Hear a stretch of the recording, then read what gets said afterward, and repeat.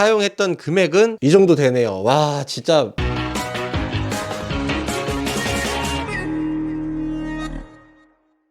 안녕하세요, 덕후입니다. 이 영상 전에 올라간 영상을 기점으로 제가 구독자가 1000명이 넘었습니다. 여러분들 정말 감사합니다.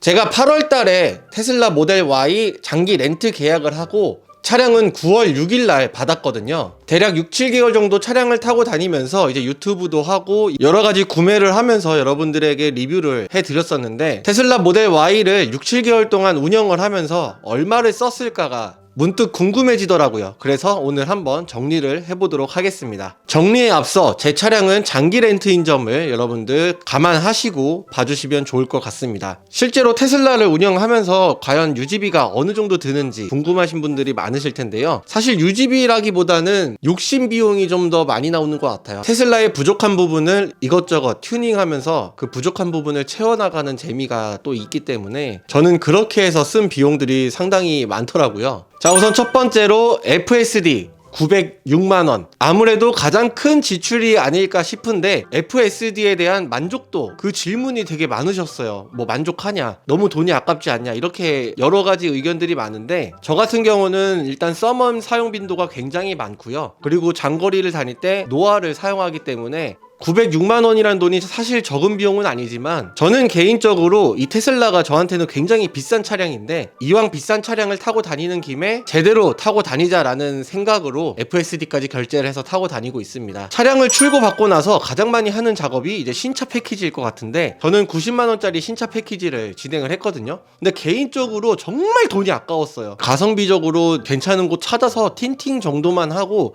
나머지는 이제 나중에 하나씩 하는 게 나을 것 같고, 신차 패키지는 저는 딱히 그렇게 추천을 드리지는 않습니다. 어쨌든 신차 패키지를 할 때 신차 패키지와 PPF 트렁크 리드 5만원 추가를 했는데, 이것도 후회합니다. 지금은 뗀 상태고 이것도 괜히 했어요. 차량이 오기도 전에 이미 주문해서 받아놓은 아이템이 있죠. 바로 키팝인데요. 키팝 같은 경우는 네이버 구매 대행을 통해서 25만원을 주고 구매를 했는데, 이제 미국에서 직구하는 방법이 있고, 네이버 구매 대행을 통해서 구매하는 건 아마 중국에 있는 물량을 가지고 오는 것 같더라고요. 제가 받아본 키팝은 중국어 막 이렇게 써 있었는데, 뭐 사용하는 데는 전혀 문제가 없습니다. 오토 프렁크는 그 당시 업체에서 설치하는 비용이 60만원대였어요. 그래서 업체에서 설치를 하려고 하다가 카페 회원분의 도움으로 부품만 사오면 설치를 해주시겠다고 하셔서 중고 장터에서 오토 프렁크 부품을 25만원에 구매를 해서 카페 회원분께서 셀프로 설치를 해주셨습니다. 오토 프렁크를 설치할 때 들었던 비용은 25만원입니다. 호불호가 굉장히 갈렸던 앰비언트, 사실 가격 대비 만족도가 높았던 거지, 다른 광섬유 앰비언트나 고가의 앰비언트랑은 당연히 비교가 불가하지만, 부품값 55,000원으로 실내를 꾸몄던 앰비언트의 그 효과는 저는 상당히 만족하고 있고 지금도 만족하고 타고 있습니다. 낮에는 안 켜고요, 밤에만 켜놓고 다니는데, 밤에 켜놓고 다니면 이뻐요. 앰비언트 부품값 55,000원이었습니다.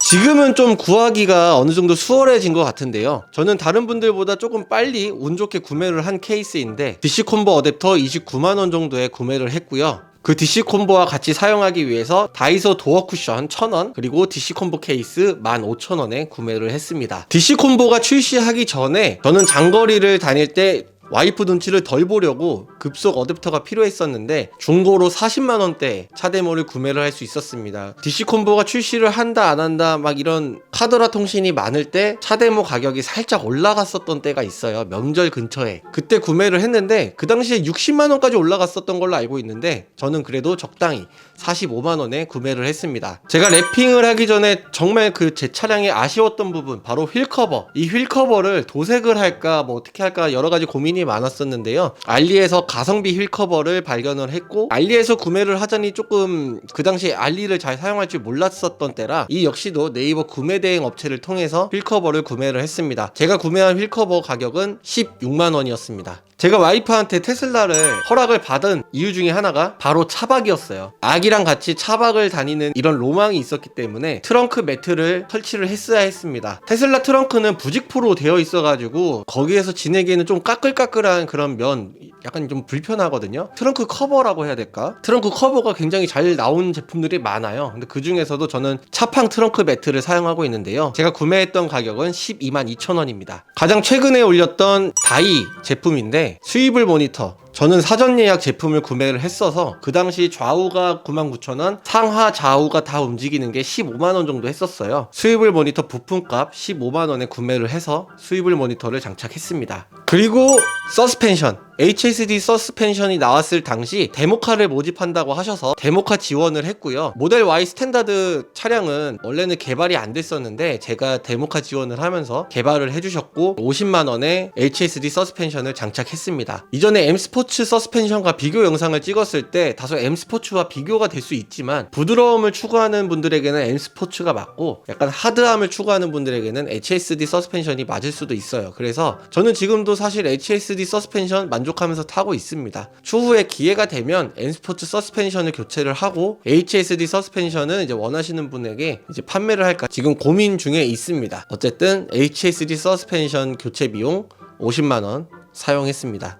제가 타고 다니던 테슬라 모델 Y는 이제 화이트 색상이었는데 여러분도 아시다시피 화이트 색상의 차량들이 굉장히 많아서 사틴 메탈릭 그레이 블루로 제가 랩핑을 했어요. 지금도 굉장히 만족하면서 타고 다니고 있고 이게 시선이 느껴질 정도입니다. 이제 제가 전에 화이트 색상을 타고 다녔을 때 보셨던 분들이 차 바꿨냐? 아, 차 색깔이 바뀌었네 하시면서 이제 차량 색깔이 너무 이쁘다고 이런 이야기를 좀 많이 듣고 있어요. 이런 이야기 들을 때마다 제가 랩핑을 150만원 주고 랩핑을 했는데 정말 그 150만원이 안 아까울 정도로 너무나 뿌듯하게 잘 타고 다니고 있습니다. 사실 테슬라의 의자가 시트 포지션이 굉장히 불편해요. 이 헤드 쪽이. 그래서 많은 분들이 이제 목 쿠션을 구매를 하시는데 목 쿠션 리뷰 영상을 찍어놨는데 제가 마이크를 꺼놓고 리뷰 영상을 찍었더라고요. 그래서 이건 추후에 다시 촬영을 할 예정이고 목 쿠션 구매 비용은 36,000원이었습니다. 조금 비싼 거를 산 것 같은데 만족하면서 잘 쓰고 있어요. 예전에 리뷰에도 올라갔었지만 차량용 테이블 나무로 된 걸 샀었거든요. 28,000원 주고 샀는데 사용을 이제 전혀 안 합니다. 이거 주변에 필요하신 분 있으면 드릴까 지금 고민 중이고요. 테슬라를 처음 탔을 때 당황했던 부분 중에 하나가 바로 사이드 미러예요. 사이드 미러 이 시야각이 국산차보다 좁기 때문에 잘 안 보이더라고요. 그래서 저는 미리 광각 사이드 미러를 구매를 해놨었는데 광각 사이드 미러 구매 비용이 45,000원이었습니다. 순정을 타고 다닐 때 너무 불편했었거든요. 그래서 사이드 미러는 저는 꼭 필요했었고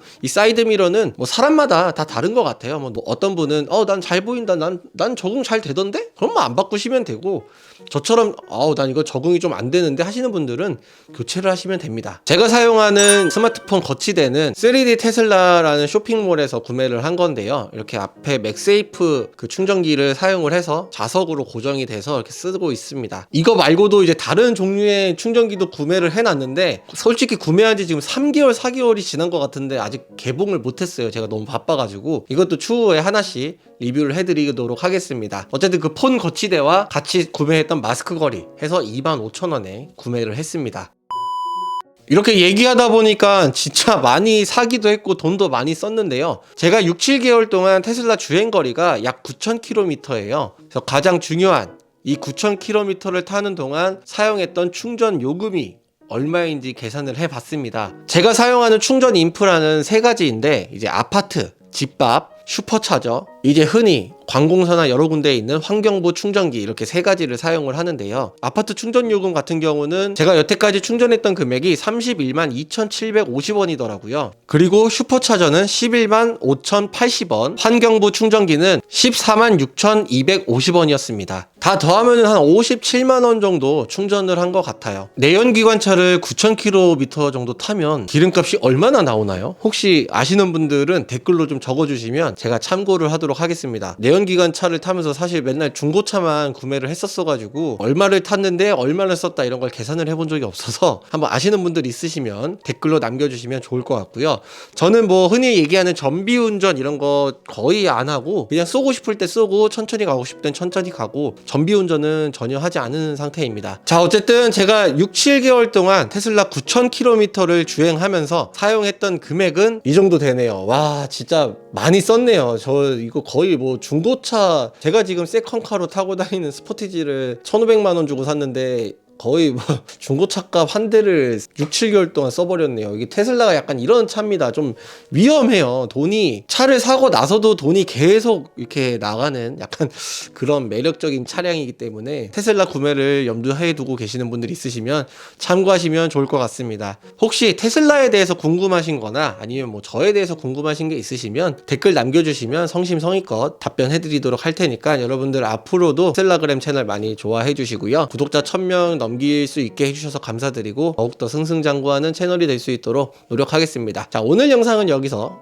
마치도록 하겠습니다. 여러분들 안녕.